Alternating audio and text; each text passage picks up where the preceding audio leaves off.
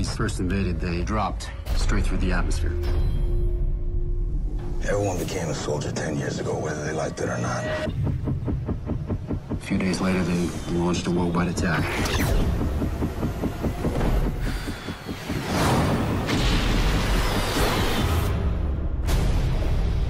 The heavies retreated here after the invasion, and we followed. Which brings us to the outpost. 3-7's position in the most dangerous part of the world. We're attacked here daily. When you're here, you fight. Contact! Heavy! Reloading!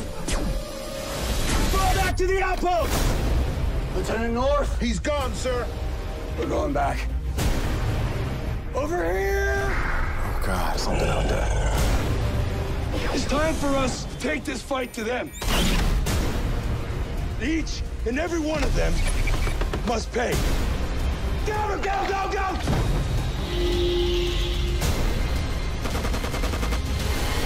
Heavy! What the hell is this place?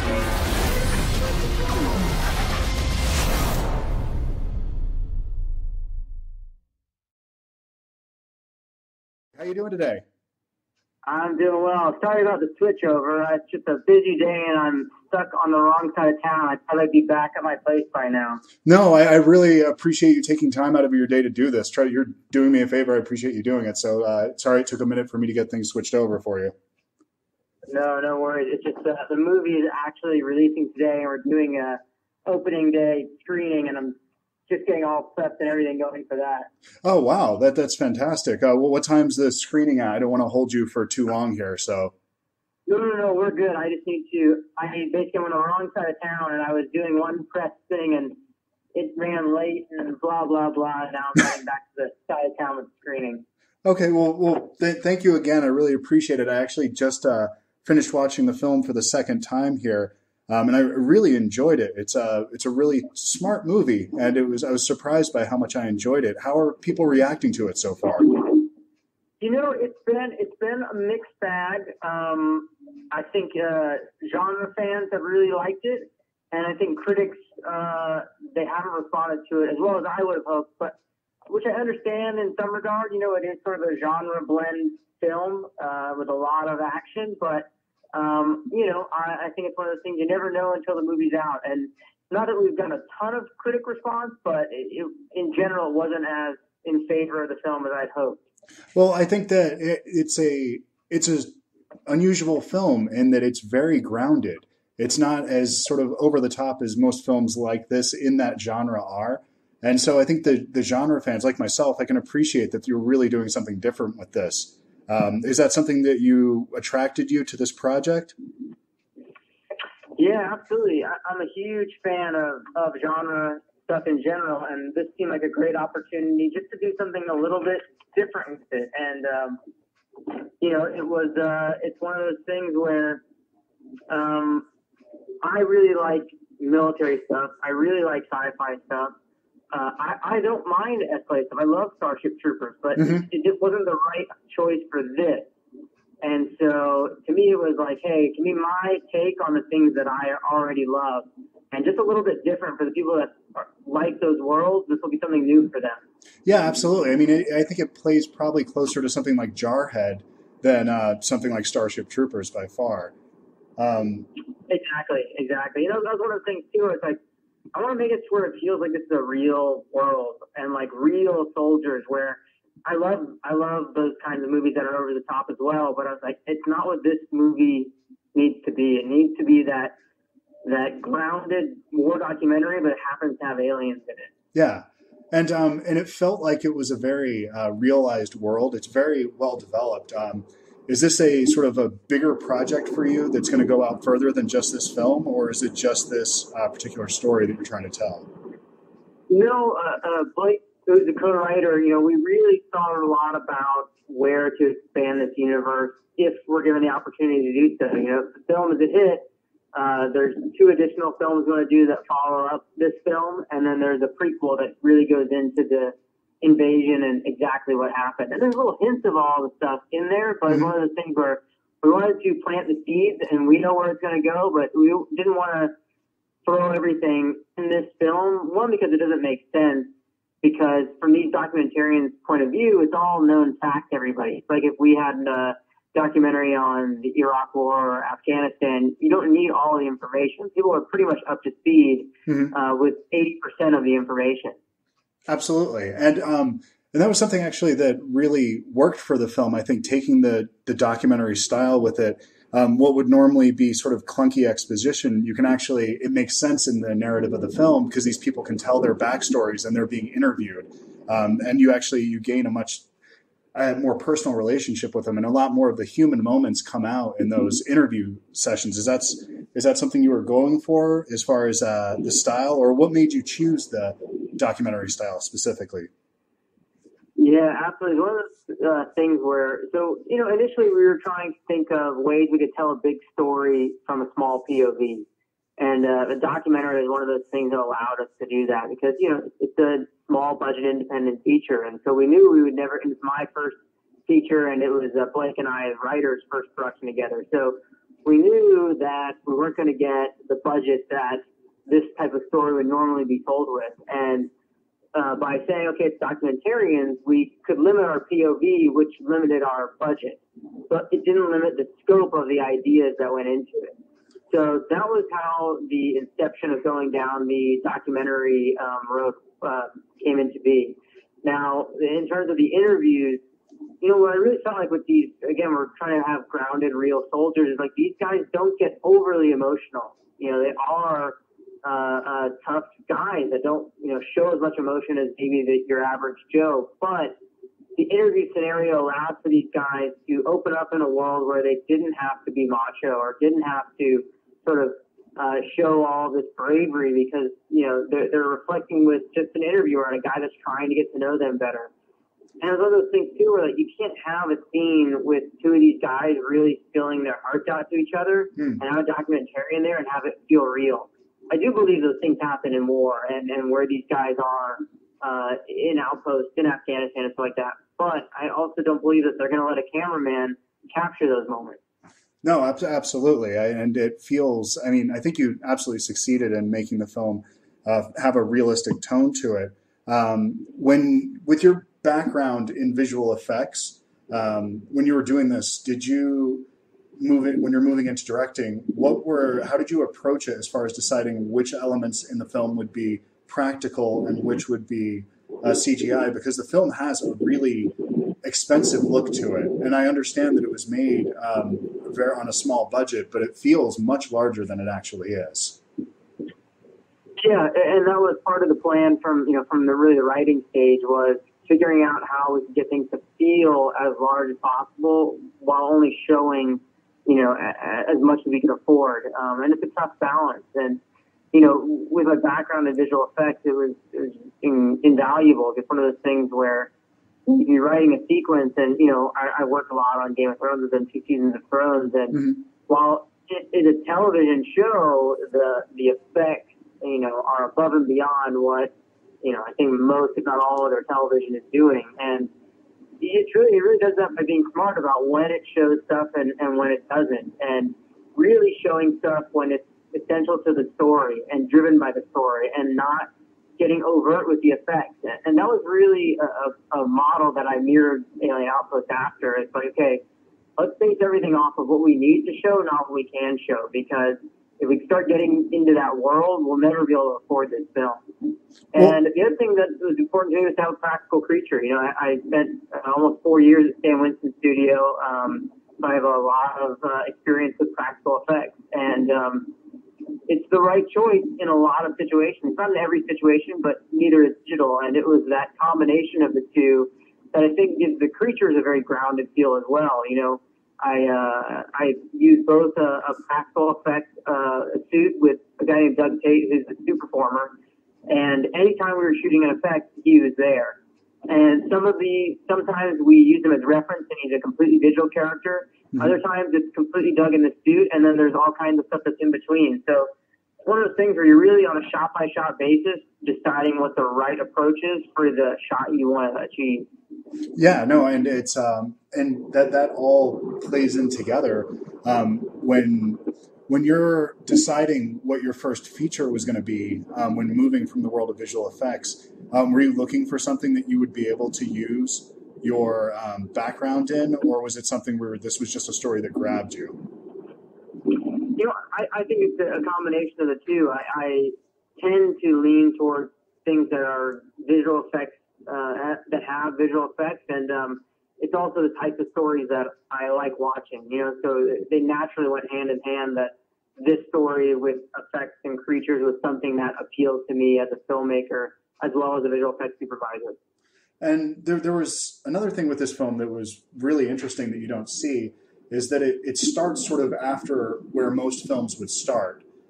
Its starting point is after the climax. The war has wound down at this point, and because of sort of where the film's taking place and that it is in the Middle East, there's obvious, or at least it feels like there's political overtones to the film. Is this an allegory in your mind for sort of the state that we're in this country right now? Yeah, there's definitely elements of allegory. It was one of those things that Blake and I sat down and said, for a film to have as much impact as it can, there should be some parallels between our world and the world of the story we're telling. And but we also said at no point should it be really trying to make a statement other than presenting the world as it is. And that's really what the road we went down, was trying to be as representative of the world as it exists, but also saying it's a sci-fi world, and at a certain point, it just needs to work as a science fiction film. And if those parts of the film don't parallel our world, that's fine. And let viewers pick and choose as they will which things they see represent what. So there's definitely some parallels, but again, it's not like we were incredibly strict in saying this is representing this is representing that. It's really about just modern warfare, the state of, you know, in World War II, it's very clear there's a black and a white, and there's the axis of evil, and there's the Allies, and it's all very clear. And we're not there now. And the movie just was trying to cast that feeling of we're in this very gray area in terms of war and right and wrong, and things are not as clear as they once were. And that's really what Omo's journey is he's coming from that mindset of he thinks everything's going to be very clear, and he's very well versed in the simulators and the laws or rules of engagement, and then he gets out in the field and realizes it doesn't really work like that. And speaking to his performance was actually the one that really stood out for me in the film. But that's not to say the film's filled with some really wonderful performances. What was the casting process like for this film? Casting was very extensive, and it was one of the things I knew was going to be one of the most important components of the film. From the visual effects side, from the visual side in general, between Blake and I knew we had everything covered. As a first-time director, you know, you really, you or at least me personally, my concern was about the actors and about the performances, and so I focused a lot of energy in casting. We had two casting directors in LA by the name of Nancy Nair, and Andy Henry also worked with her. And then in South Africa, we had Bonnie Lee Bowman casting South Africans. So the majority of the cast are South African, which hopefully you don't notice because you don't hear their accents. But there are only three speaking characters that have American accents in the real world in this film. And that's Riley, Joe Regan, and Rick Ravanello. Everyone else is either Australian, Canadian, or the vast majority South African. You don't hear the accents, so. Yeah, I really worked with all the guys who didn't have, there's no dialect coach, there's none of that. So it's really a lot of me working with the guys to get their accents to sound American. And a lot of them were really great. They were kind of born and bred with American television and movies. So they understood the American accent, but, hearing it and replicating it with perfection for an American ear are two different things. Sure. So that's kind of the casting process as a whole. Joe came in for the Omo read, and he absolutely nailed it. And he did not need to come back from the read or anything. I think we offered immediately on Joe after I read with him. Wow. But we had Riley McClendon came in and also read for Omo, and I was like, man, like Joe is Omo. Riley's a little bit too big for Omo. He's a little bit too built. Mm-hmm. Not the right character, and I didn't know what to do with Riley. But basically, I knew he was a great actor. I didn't have a part for him, and I thought in my head, well, I'll find a part for him in something down the road. But because it's a small budget feature, we only had 4 slots for SAG actors that we could take to South Africa. And we had cast 3 of those parts and had 1 left. And we could not find a South African that fit this character that was named Rico initially. He was a Cuban guy, which it ended up we couldn't find a Cuban actor in South Africa, and so we had to write it out. But it was a perfect opportunity to rewrite this character specifically for Riley, for the character of Andrew. So we contacted him and his people, his management, and said, hey, if we rewrite a character specifically for Riley, will he accept it? Because if he accepts the role without reading the character, then we'll rewrite it for him. And, I'm glad to say that he said yes and trusted us to write a character that he wanted to play, and he killed it. Wow, that's fantastic. You mentioned something that caught me in that, where you were shooting this in South Africa. What were the challenges of shooting there? What was it like?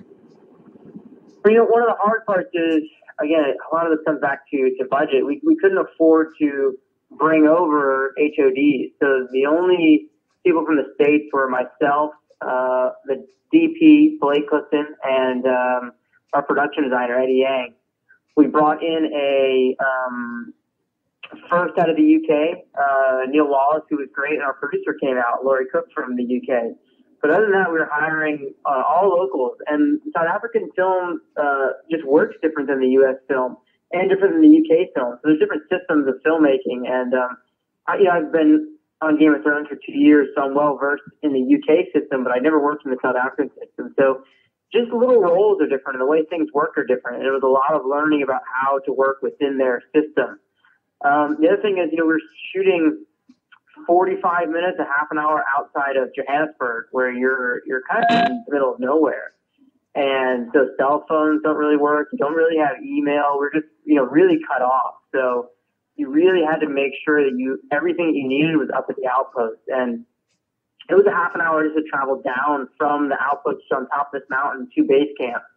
So we ended up with a lot of the actors would just hang out on set, because if you weren't in a scene, the time it took to go down to base camp to the trailers and come back up, it was, an hour and a half.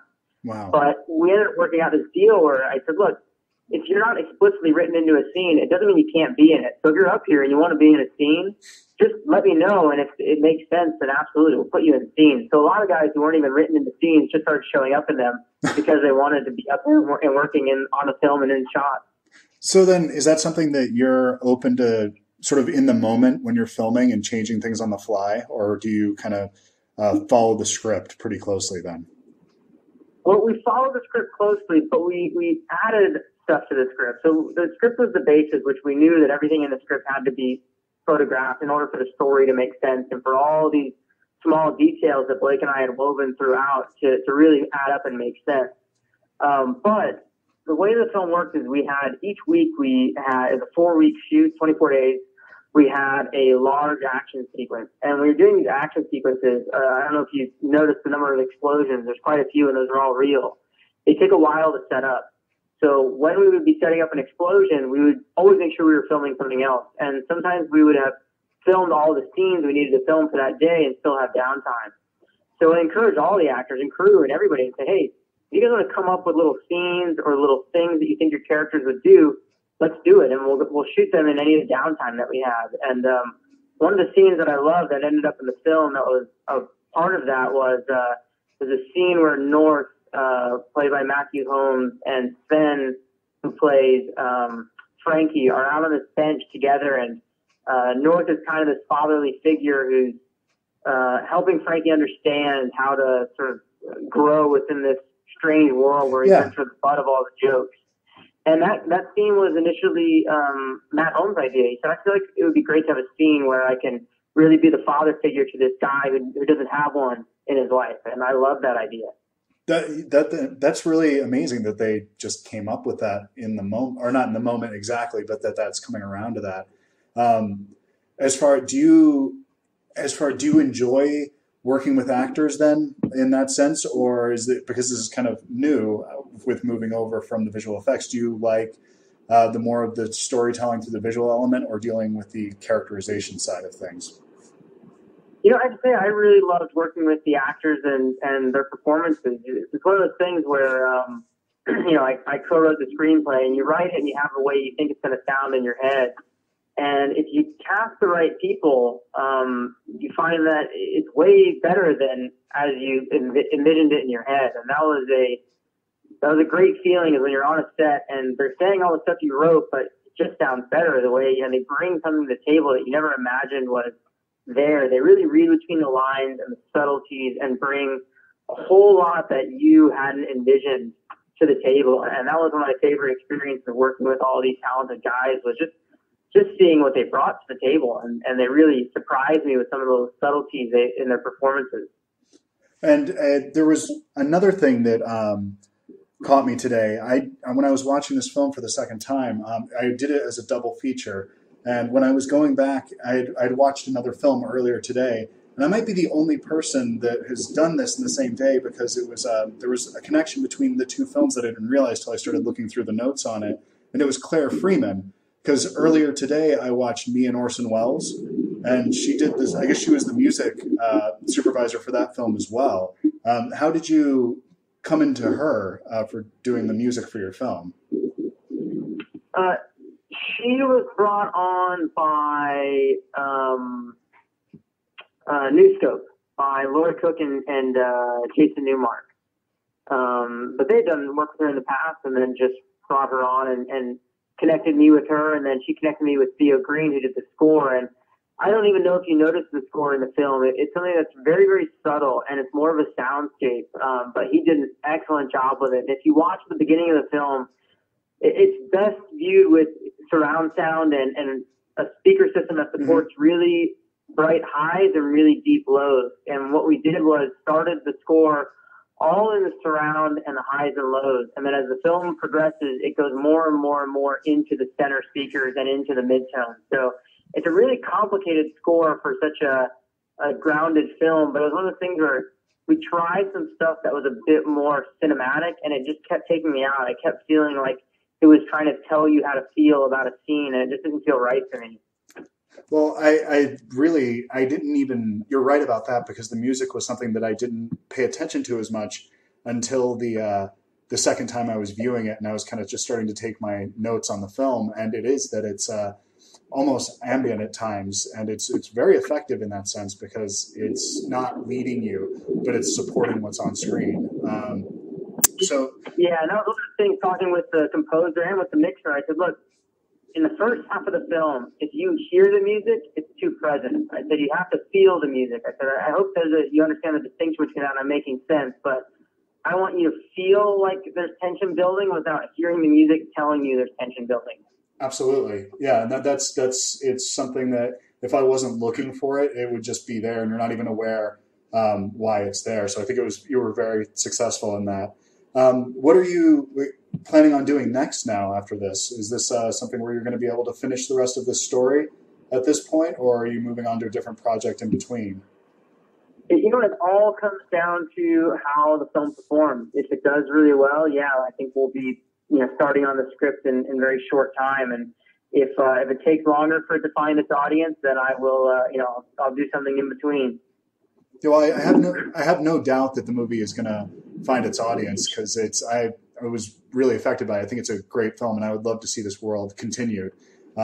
So I really wish you luck with it. It's in theaters right now. It's in a limited release, or? Yeah, exactly. It's a limited release. It'll be in about a dozen cities in the States over the course of the next month, and then it's already gone in some countries, but the big European UK. Why do you think the heavies invaded Earth? I don't know. I don't think anybody has the answer to that. I don't know why they came. I do know that tens of millions died because of them.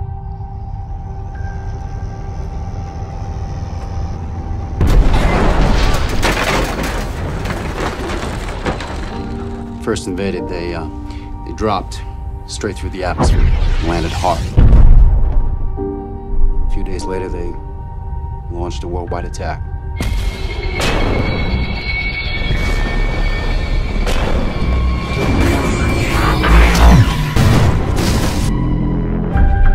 We started pushing them back, but there are still thousands of heavies left behind.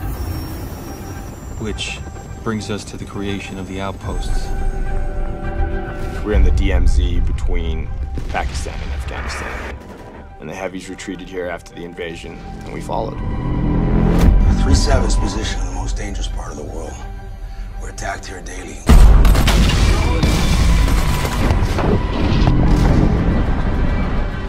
These men who gave their lives for people who didn't even believe in them.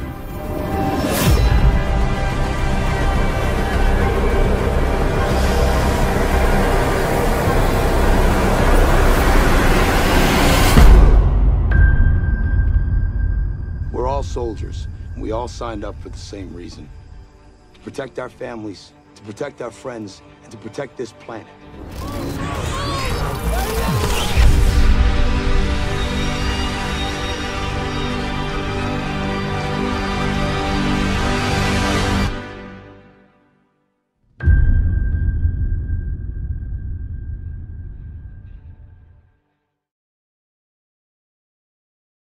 Hey everyone, what's happening? Lisa here. After earning over $40 million from VOD, cable and online, the comedy hit The Interview will make its Netflix debut this January 24. Next up, World War Z 2 will start with a clean slate, says Steve Knight, who was in the middle of writing the sequel and claims it is not quite like the other. And lastly, producers Andrew Form and Bradley Fuller confirmed that they are working on Ouija 2, although it isn't clear when it may be released. Download Our Film is now up, available for both Android and iOS, and I'll see you next time.